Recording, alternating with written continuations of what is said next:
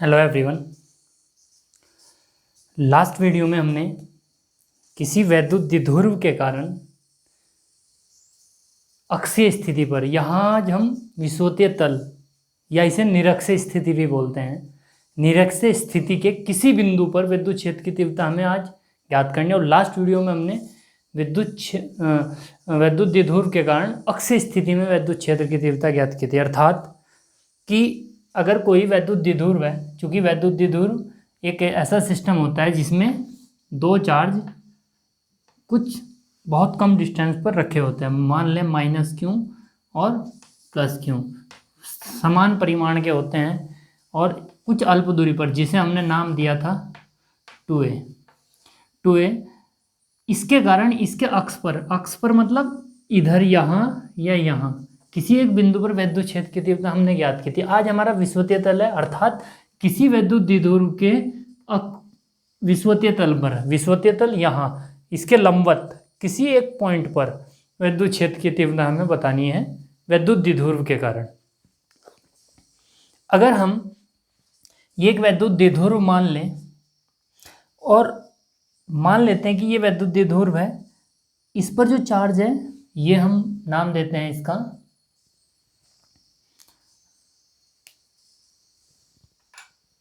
इसे नाम देते हैं -Q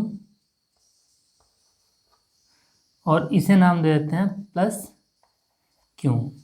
और जो पूरी डिस्टेंस है ये 2a है और ये पॉइंट अगर O मान लें तो ये जो डिस्टेंस है इसे a मान लेते हैं इतनी को, और इसे मान लेते हैं a, चूँकि पूरी 2a हमने मानी हुई है। ऐसा जरूरी नहीं कि 2a ही a/2 लिखने की बजाय a लिखने में आसानी होती है। तो ये एक वैद्युत द्विध्रुव है और इसके निरक्षीय बिंदु पर, इस पॉइंट पर जो मान लेते हैं कि इससे ये जो डिस्टेंस है r डिस्टेंस है, यानी कि O से R दूरी पर एक पॉइंट है P, कोई भी एक पॉइंट है, किसी भी बिंदु पर कोई भी एक पॉइंट है P, इस पर हमें विद्युत क्षेत्र की तीव्रता हमें ज्ञात करनी है। क्योंकि हम जानते हैं कि विद्युत क्षेत्र जो होता है +Q चार्ज से बाहर की ओर होता है, यानी कि दूर कह सकते हैं। तो इसके कारण इस पॉइंट पर अगर इसे हम ऐसे ज्वाइन करें ये, तो इसके कारण विद्युत क्षेत्र की तीव्रता इस डायरेक्शन में होगी। E+Q है तो इसी वजह से इसका नाम हम E+Q दे देते हैं, +Q के कारण। अब इसमें बताने की आवश्यकता नहीं कि ये किसके कारण विद्युत क्षेत्र है, हमें समझ में आता है। अभी अगर ये निकालें डिस्टेंस जब अगर -Q चार्ज होता है तो इसके की ओर होता है विद्युत क्षेत्र, ये हमने पिछली वीडियो में या पहले हमने पढ़ा हुआ है। तो इसके कारण विद्युत क्षेत्र इधर होगा। और अगर ये बात ध्यान दें हम कि ये कोई चार्ज है Q, इससे यहाँ विद्युत क्षेत्र पूछें या इतनी दूरी पर यहाँ पूछें तो यहाँ भी और यहाँ भी, अगर ये दूरी समान है तो विद्युत क्षेत्र समान होगा। चूँकि इसके कारण विद्युत क्षेत्र ये दूरी और इसके कारण ये दूरी, दोनों दूरियां ये समान है, तो इस कारण से जो यहाँ विद्युत क्षेत्र होगा वो ये होगा। और ये विद्युत क्षेत्र हमने बना लिया, इसका नाम दे दिया हमने E, या इधर लिख देते हैं E-Q, एक सदिश के रूप में। और ये दोनों सदिश मैंने बराबर लंबाई के बनाए हैं। क्यों? क्योंकि ये दूरियां समान है तो विद्युत क्षेत्र इस पर इसके कारण भी और इसके कारण भी समान होगा, बस दिशाएं +- की वजह से अलग अलग होंगी। तो अभी इसके कारण विद्युत क्षेत्र की तीव्रता ये है, इसके कारण विद्युत क्षेत्र की तीव्रता ये है, और अगर हम इस पॉइंट पर परिणामी निकालें तो इनका सदिश योग कर देंगे अध्यारोपण से। अब क्योंकि ये एक विद्युत द्विध्रुव है और विद्युत द्विध्रुव हम जानते हैं, विद्युत द्विध्रुव का जो आघूर्ण होता है वो P होता है, और P बराबर जो लिखते हैं हम Q × 2a, और P इसका क्या है, यूनिट वेक्टर है जो दिशा बता रहा है। तो ये जो दिशा बता रहा है और इसकी जो दिशा होती है वो होती है इस डायरेक्शन में, माइनस से प्लस की ओर। इसका नाम मैं दे देता हूँ P। ये P है। अब इस P की दिशा ये है। अब हमें क्या करना है, इस वैद्युत द्विध्रुव के कारण इस पॉइंट पर वैद्युत क्षेत्र निकालना है टोटल। इसके कारण ये हुआ और इसके कारण, इस आवेश के कारण ये है। तो लिख लेते हैं थोड़ा।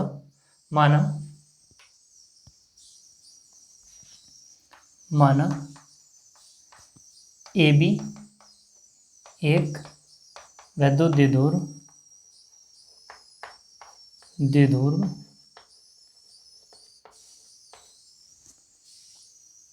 जिसका मध्य बिंदु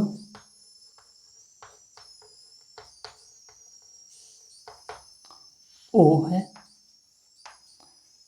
तथा आघूर्ण P जो है Q इंटू 2A और यूनिट वेक्टर P है। और अगर हम है तथा आघूर्ण बिंदु O तथा है, यहाँ ना लिख के हम यहाँ लिख देते हैं, मध्य बिंदु O तथा आघूर्ण ये है। जो O से R दूरी पर बिंदु P स्थित है।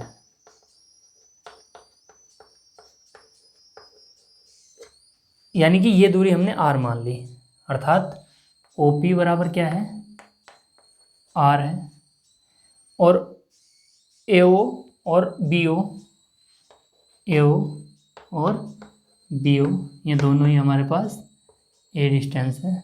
अगर मैं AP या BP लिखना चाहूँ, AP या BP, ये दोनों हो जाएंगी, बिल्कुल सिंपल सा मैथ है। ये A ये R, तो ये हो जाएगी R² plus A² under root. अर्थात ये जो डिस्टेंस है ये हमारे पास R² plus A² under root होगी। तो इतना लिखने के बाद तो E प्लस Q क्या है, अगर E प्लस Q लिखें हम, प्लस Q, चूंकि आपको बताया था कि एक चार्ज है और इससे Q से R डिस्टेंस पर इस पॉइंट पर अगर हमें विद्युत क्षेत्र लिखना है तो E जो लिखा जाता था 1/4 पाई एप्सिलॉन नॉट Q/R² और R यूनिट वेक्टर लिखते थे। यानी कि E जो होता है 1/4 पाई एप्सिलॉन Q/R², यानी कि डिस्टेंस ली जाती है। तो अगर इसके लिए लिखे EQ को 1/4 पाई एप्सिलॉन नॉट प्लस क्या है Q/, यानी कि R², डिस्टेंस यहाँ से यहाँ तक की डिस्टेंस है हमारी R² प्लस A², अर्थात इसे लिख सकते हैं R² plus A²। Under root इसकी वजह से हट जाएगा क्योंकि स्क्वायर करेंगे। अगर E माइनस Q लिख देते हैं तो वो हो जाएगा 1/4 पाई एप्सिलॉन नॉट Q/, ये डिस्टेंस भी सेम है तो R² प्लस A²। और यहाँ से अतः आपको समझ में आ रहा है जो E प्लस Q है और E माइनस Q है ये परिमाण में बराबर है। चूंकि ये और ये दोनों वैल्यू सेम आ रहे हैं, देखो, तो ये परिमाण में बराबर हुई। अब परिमाण में बराबर है, हमें तो इनका सदिश योग करना है। अगर सदिश योग करना चाहें, इसे हम अभी यहाँ पर हम परिमाण में ही लिख लेते हैं। चलो ये ऐसा कर देते हैं, ये हमने इसकी सदिश रूप में लिखकर केवल परिमाण लिख लिया इसके, और ये परिमाण बराबर हैं तो हमने बराबर लिखा। अब हम क्या करना है, अगर इनका परिणामी निकालना है तो इसका एक घटक ये अगर इसके पैरेलल हो तो आघूर्ण के पैरेलल इस ई क्यू का, इस एंगल को हम थीटा मान लेते हैं, ये एंगल भी थीटा होगा। अगर ये थीटा है तो ये थीटा है, और ये थीटा है तो ये भी थीटा है। अब इन दोनों के घटक करें। अगर हम इसका द्विध्रुव आघूर्ण के दिशा में क्षैतिज घटक लें तो इसका जो घटक होगा वो होगा हमारे पास, यहाँ ले लेते हैं हम, ये हो जाएगा ई क्यू प्लस का कॉस थीटा में, और इसका जो दूसरा लंबवत घटक होगा वो यहाँ होगा, E plus Q sine theta. इसी प्रकार अगर इसके भी घटक देखें, E minus Q cos theta, और दूसरा जो इसका घटक होगा वो यहाँ होगा, ये E minus Q sine theta. चूंकि ई प्लस क्यू और ई माइनस क्यू बराबर है, अगर ये दोनों बराबर हैं और विपरीत हैं तो ये कैंसिल हो जाएंगे। देखो यहाँ लिखते हैं ई प्लस क्यू व ई माइनस क्यू के आघूर्ण के समांतर तथा क्षैतिज घटकों में क्षैतिज घटक को ई के आघूर्ण के समांतर तथा क्षैतिज घटक क्रमशः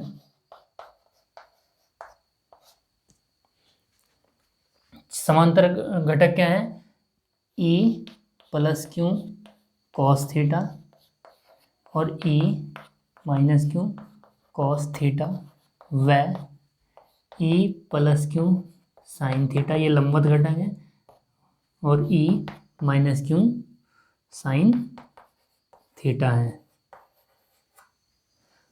ये परिमाण में बराबर हैं तो ई प्लस क्यू और ई माइनस क्यू कैंसिल हो जाएंगे। ये रफ कर देते हैं इधर थोड़ा।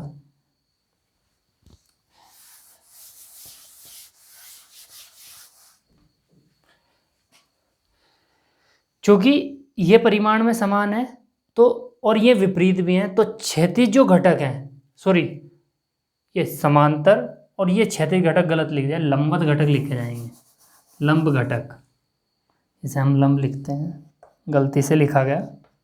लंब घटक क्रम से ये है, लंबवत घटक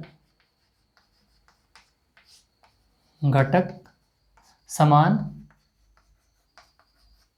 तथा विपरीत होने के कारण एक दूसरे को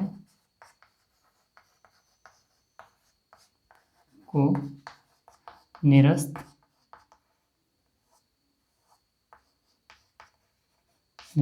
कर देते हैं, मतलब ये इससे निरस्त हो जाएगा। अब हमें P पर परिणामी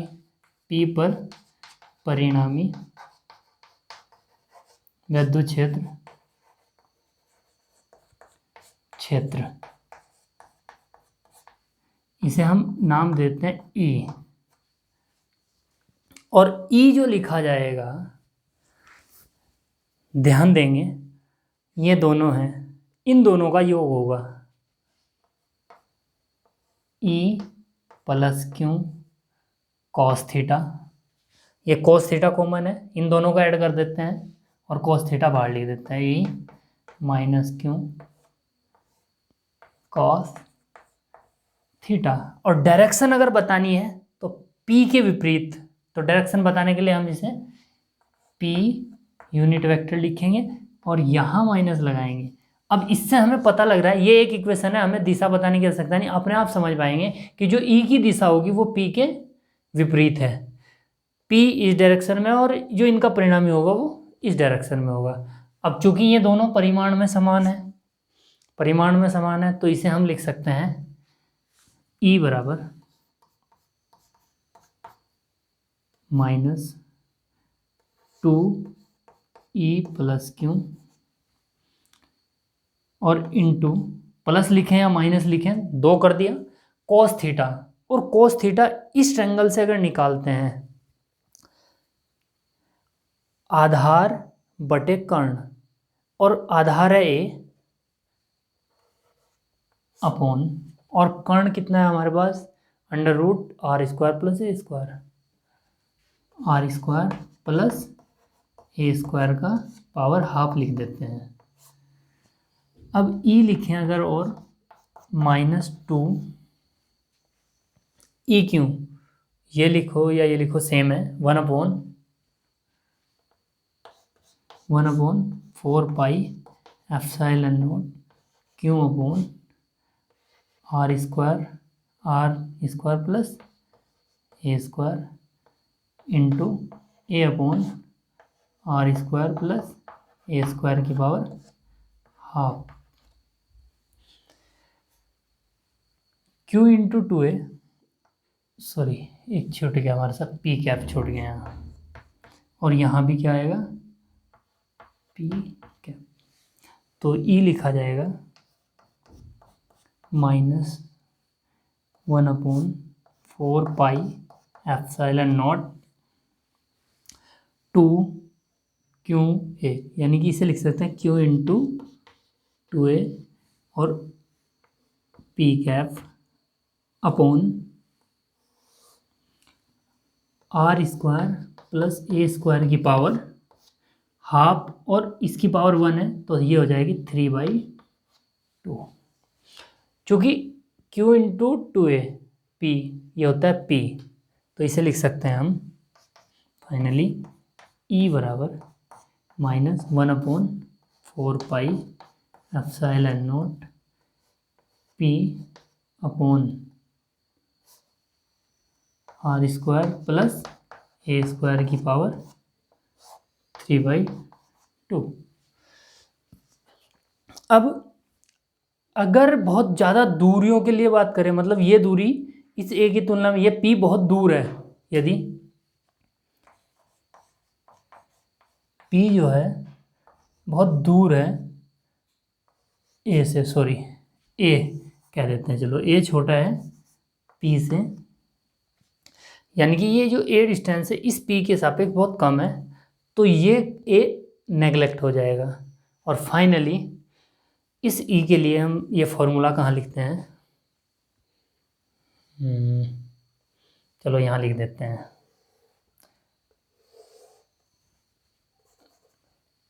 E =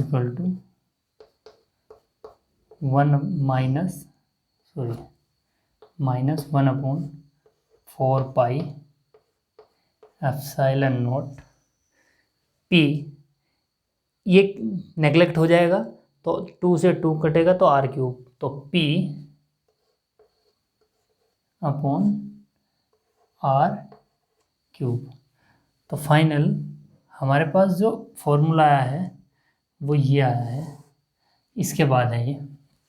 तो एक वैद्युत द्विध्रुव के कारण r डिस्टेंस पर लंबवत स्थिति में या विषुवतीय तल पर या निरक्षीय स्थिति में जो वैद्युत क्षेत्र की तीव्रता होती है E होती है -1/4 pi epsilon P upon r³। चूँकि एक सिंपल सी बात करें, जो पिछले उसमें हमने किया था उसमें आपने E जो पढ़ा था अक्षीय स्थिति पर, यहाँ पर आपने 2 पढ़ा था। अब मैं अगर कहीं लिखना चाहूँ, अब यहाँ जगह नहीं है तो मैं यहाँ थोड़ा समझा देता हूँ। तो जो E पढ़ा था वो E पढ़ा था 1/4 pi epsilon not 2P upon r³। तो यहाँ से अगर हम देखें E अक्षीय, एक मिनट सॉरी,